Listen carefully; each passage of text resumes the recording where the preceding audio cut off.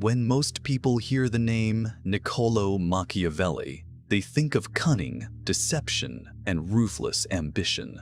The very word Machiavellian has become synonymous with political trickery and immorality, yet this reputation is deeply misleading.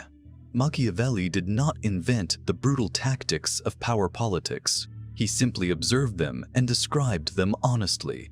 He was not a teacher of evil, he was a chronicler of reality. Unlike philosophers who idealized how politics should work, Machiavelli examined how it actually worked. This clarity, however, made him infamous. He was condemned by the church, vilified by moralists, and labeled amoral for daring to separate political analysis from ethical judgment. This report explores the historical, philosophical, and practical context of Machiavelli's work. We will examine the political realities he studied, the precedents of power politics in ancient history, and the distinction between his analysis and invention. Ultimately, this research shows that Machiavelli's real contribution was not creating Machiavellianism, it was revealing it. Niccolò Machiavelli was born on May 3, 1469, in Florence, at the height of the Renaissance. He was immersed in a city-state defined by diplomacy, factionalism, and constant political maneuvering. Florence was perpetually vulnerable to coups, invasions, and shifting alliances, and Machiavelli's early life exposed him to these practical realities. In 1498, he began a career as a diplomat for the Florentine Republic, a role he held for 18 years. He negotiated with popes, monarchs, and powerful Italian families, witnessing firsthand the ruthless calculations required to maintain power. Figures like Cesare Borgia exemplified the pragmatism, cunning, and occasional brutality of political life. Machiavelli saw politics not as a realm of moral philosophy, but as a domain of necessity, strategy, and survival. In 1512, the Florentine Republic collapsed, and the Medici family returned to power. Machiavelli was falsely accused of plotting against them, imprisoned, and tortured. After his release, he lived in exile on a small farm outside Florence. There, he spent his days walking through woods, playing cards in taverns, and retreating to study the writings of ancient thinkers. During this period, he composed De Principatibus, about principalities, later known as The Prince, written in Italian rather than Latin. This practical guide to power was never intended for wide publication. It circulated as a manuscript among friends. Only 5 years after his death was it printed. Despite its small size, roughly 30,000 words, The Prince became one of the most controversial political treatises in history. Machiavelli's work challenged a dominant literary tradition known as mirrors for princes, moral handbooks that instructed rulers on virtue, justice, and piety. These works assumed morality and effective governance were aligned. In reality, rulers often ignored these principles, but scholars did not openly say so. Machiavelli broke this unspoken agreement. He described how rulers actually maintain power, not how they ought to. Machiavelli did not invent the ruthless strategies of power. To see this, we only need to look at the history he studied. The Roman Republic and Empire operated according to pragmatic, often brutal principles long before Machiavelli was born. Politics was governed not by morality, but by power, calculation, and survival. From 133 BCE onward, Rome descended into violent conflict. When the Gracchi brothers attempted to implement reforms for land equality and aid to the poor, the senatorial elite responded not with debate, but with murder. Tiberius and Gaius Gracchus were killed by mobs organized by political rivals, a stark demonstration that violence was a legitimate tool to preserve power. By the late Republic, political violence had become systemic. Street gangs controlled by men like Publius Clodius Pulcher and Titus Annius Milo terrorized Rome, serving as instruments of political influence. Pompey the Great, called in to restore order, imposed martial law, prioritizing effectiveness over legality. Civil war followed, most notably the conflict between Caesar and Pompey, 49–48 BCE. Caesar's decision to cross the Rubicon and the brutal but strategic outcomes of the war illustrate exactly the type of realpolitik Machiavelli would later describe. Even Caesar's clemency toward defeated enemies was a calculated strategy, not a moral decision. It prevented cycles of revenge and secured loyalty, showing that pragmatism, not abstract justice, shaped political success. Yet despite this generosity, Caesar was ultimately assassinated on the Ides of March, 44 BCE, demonstrating that power, not virtue, determined survival. Long before Machiavelli, the Greek historian Thucydides, CZA, 695 BCE, articulated principles strikingly similar to Machiavelli's realism. In his History of the Peloponnesian War, Thucydides observed that fear, self-interest, and practical advantage, not justice, governed political behavior. In the famous Melian dialogue, the Athenians confront the neutral island of Melos. The strong do what they can, and the weak suffer what they must. The subsequent conquest, slaughter of men, enslavement of women and children was not exceptional. It was the expected operation of power. Machiavelli would later echo the same truth. Rulers must understand reality, not idealized morality. The strong act decisively, the weak endure.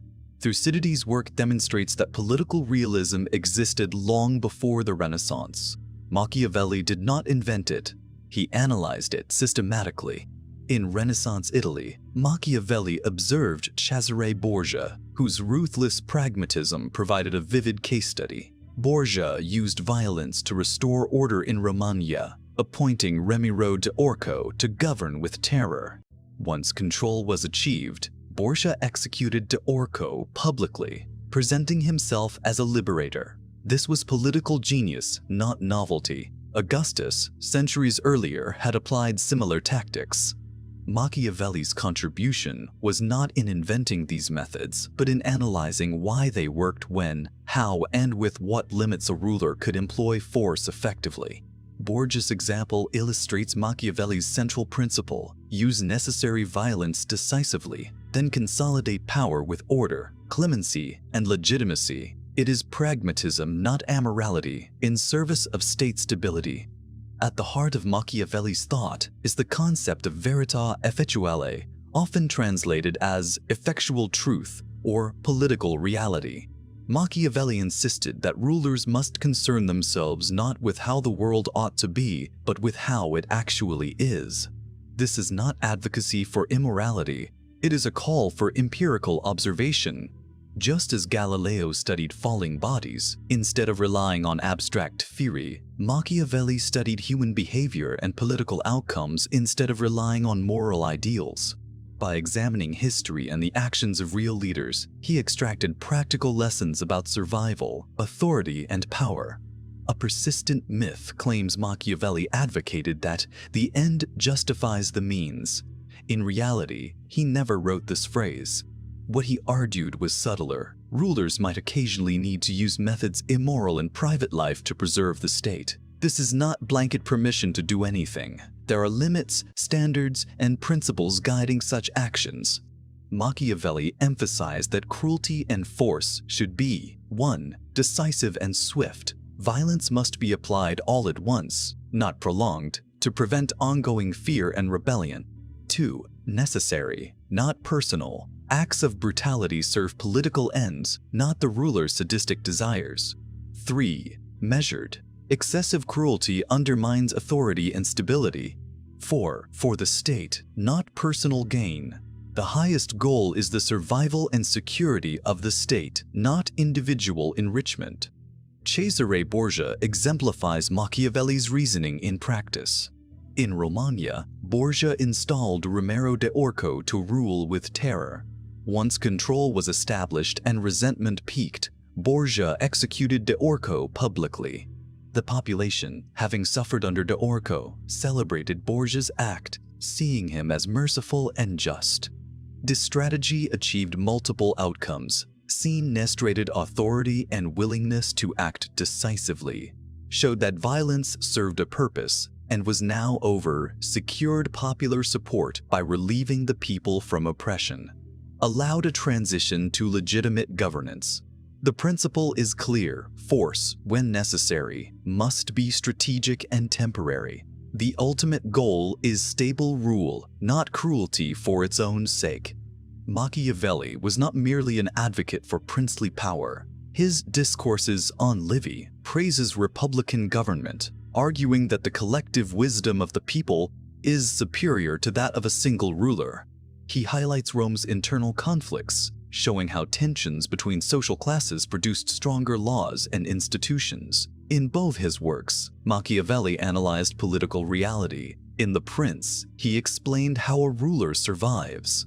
In Discourses, he described how republics thrive. His goal was understanding, not moralizing, and this dual focus demonstrates his nuanced thinking.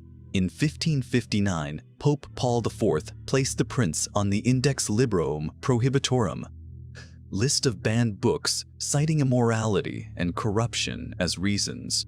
Yet the deeper threat was political. Machiavelli challenged the Church's claim to moral and temporal authority. The Church claimed that kings ruled by the grace of God and that papal authority was divinely sanctioned. Machiavelli's argument threatened this doctrine by asserting that authority derives from actual power, not divine appointment. Accepting his argument meant admitting the Church's power was practical, not sacred, a radical challenge to centuries of theological justification. Furthermore, Machiavelli separated religion from politics. He saw religion as a tool for social order, not as a guide to political truth. This secular view undermined the Church's claim to be the ultimate arbiter of moral and political life. Machiavelli's work also had practical political consequences. European rulers and advisors feared that exposing the mechanics of power would destabilize authority. Both Catholic and Protestant factions found his analyses threatening. Protestants disliked his skepticism of religious morality, while Catholics disliked his challenge to papal authority. By presenting political realism honestly, Machiavelli became a scapegoat for rebellions, wars, and unrest across Europe. This fear helped cement his reputation as a promoter of immorality. The greatest irony is that the Church itself was a master of the very tactics Machiavelli described. Renaissance popes, such as Alexander VI, Cesare Borgia's father, used bribery, manipulation, and military force to consolidate power. Condemning Machiavelli served to hide the Church's own Machiavellian practices while painting him as a corrupter of morals. In short, Machiavelli's crime was honesty. He revealed truths about power that the Church, monarchs, and moralists preferred remain hidden. It is clear from historical evidence that Machiavelli did not invent the use of deception, violence, or pragmatism in politics. These practices existed throughout human history, from Roman Greece to medieval Europe and the Italian city-states. Machiavelli's real contribution was analysis and articulation, not creation. He observed political reality and explained it systematically. Before Machiavelli, it was widely understood that rulers often violated moral rules, but no major theorist explicitly acknowledged it. Machiavelli broke the silence. Politics operates by different rules than personal morality. Leaders must sometimes act immorally to preserve the state because political survival is a prerequisite for any moral order. Machiavelli pioneered a historical, empirical approach to politics. Instead of reasoning from abstract ideals, he examined historical examples, identified patterns, and derived practical lessons. He studied Rome, Renaissance Italy, and figures like Cesare Borgia to understand what actually worked in governance. By treating politics as a field that could be observed, analyzed, and systematized, Machiavelli laid the groundwork for modern political science. He applied empirical methods to human behavior in power dynamics, analogous to how Galileo studied natural phenomena. Machiavelli clarified that some actions immoral in private life may be necessary for state survival. This framework provides a rational way to evaluate genuine moral dilemmas in governance. Violence, deception, or cruelty are tools for specific political purposes, not indulgences. Finally, Machiavelli separated politics from religious authority. Political power could be analyzed independently of divine will or Christian morality. This secular perspective allowed for scientific study of political systems and laid the foundation for modern secular governance. Centuries before Machiavelli, the Roman Republic and later the Empire operated according to principles that would later be called Machiavellian.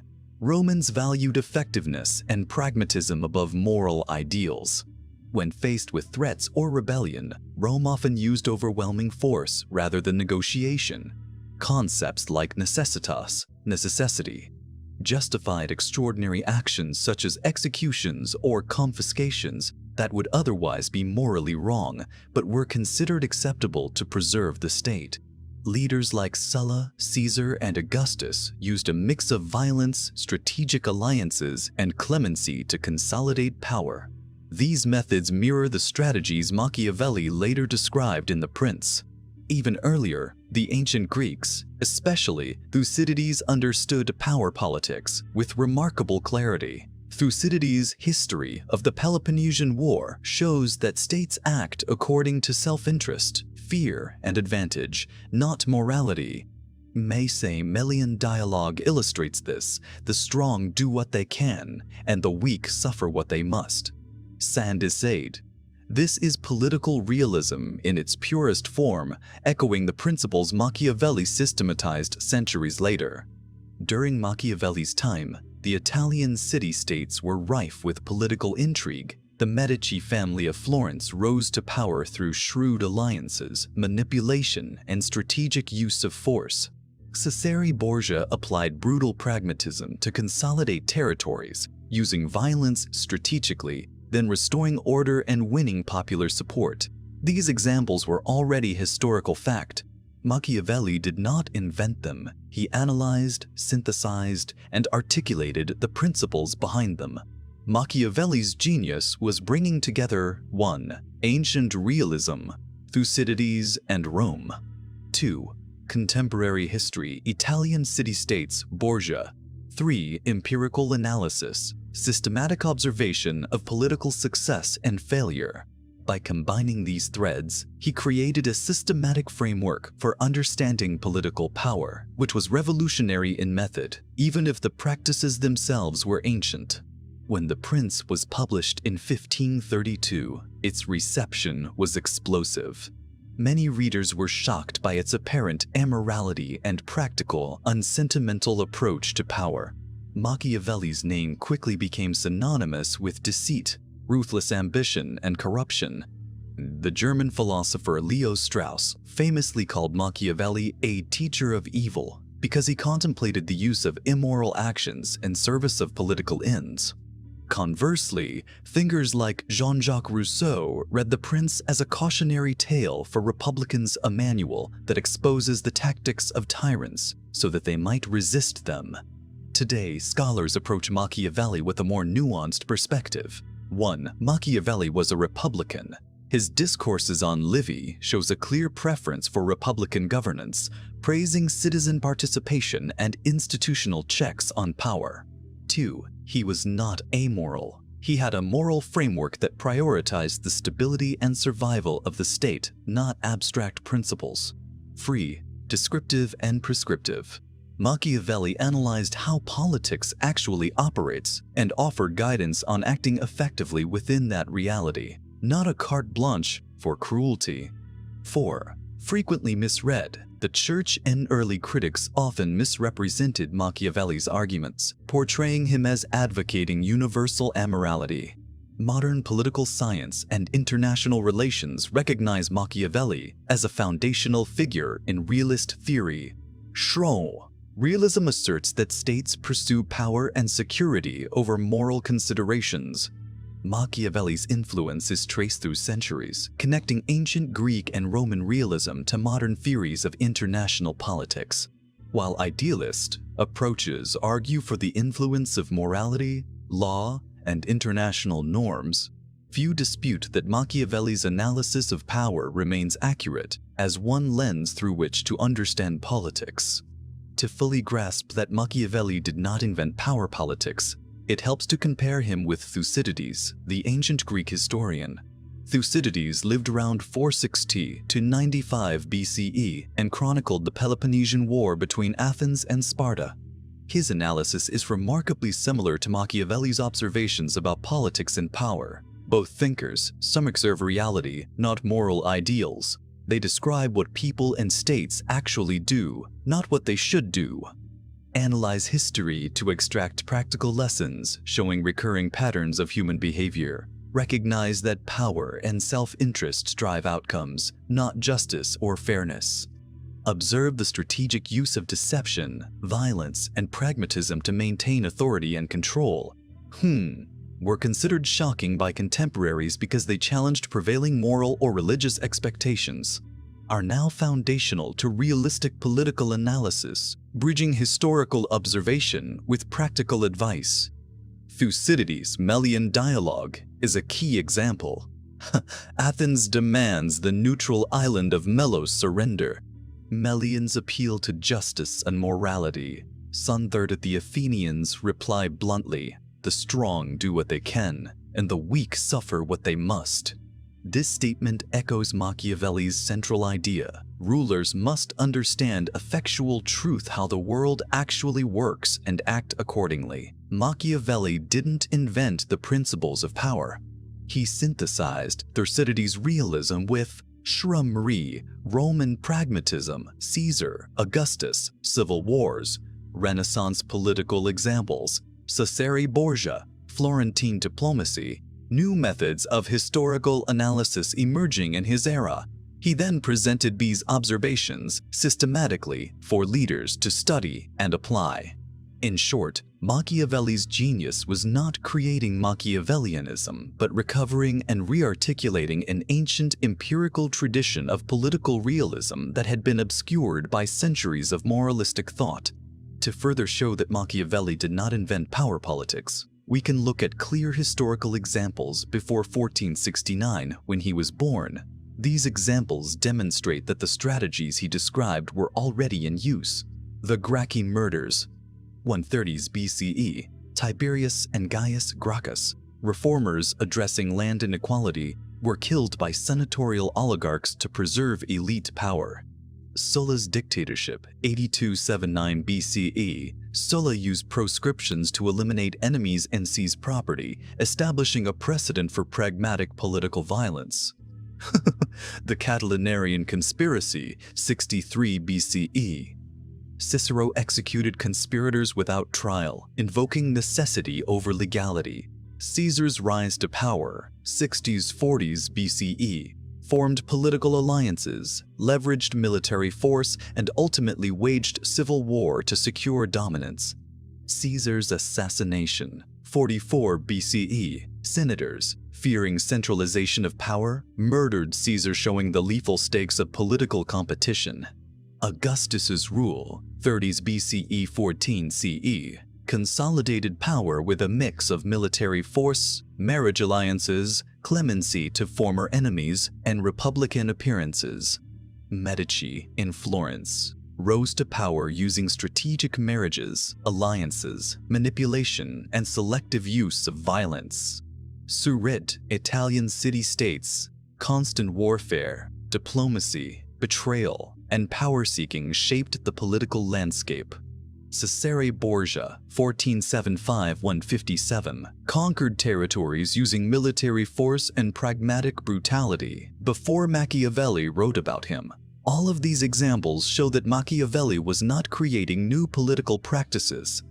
Instead, he analyzed and systematized strategies that had existed across centuries.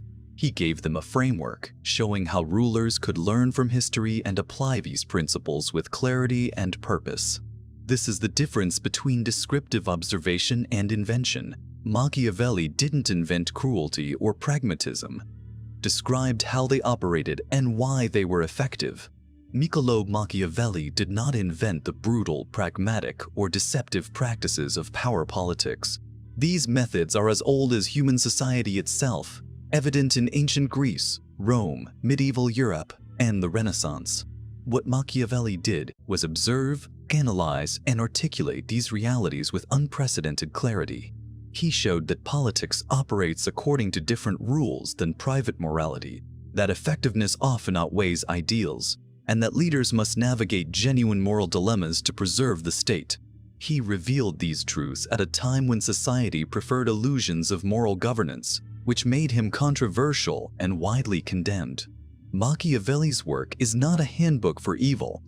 It is a framework for understanding the realities of power, a guide to acting wisely under political constraints, and a foundation for modern political science. His insights remain relevant today because they describe timeless patterns of human behavior, not because they advocate immorality. In the end, Machiavelli's greatest achievement was his honesty and clarity. He exposed power as it truly exists, stripped of comforting illusions, and taught that understanding reality is the first step toward navigating it effectively. For that, his reputation as a teacher of evil is both exaggerated and misunderstood. Machiavelli did not invent Machiavellianism. He revealed it,